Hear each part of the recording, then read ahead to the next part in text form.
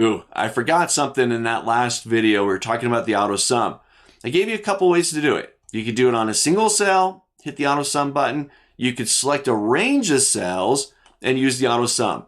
That takes us back to the discussion about relative references.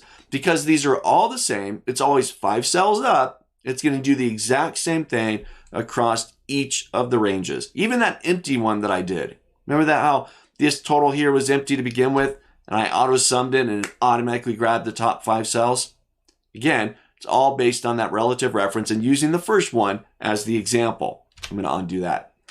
Now, the item that I forgot, and I love this one. I don't know how I left this one out, but here's its own little video, and we'll make this quick. This is the AutoSum shortcut key. You got a button there, but I love keyboard shortcuts, right? My hands are already on the keyboard. Why do I have to go to the mouse and go navigate the interface? Just use a shortcut key. Take a look at this. I'm going to delete out the total row. Gone. I'm going to click into B9. This is my total for January. Now to AutoSum that, I can use a keyboard shortcut.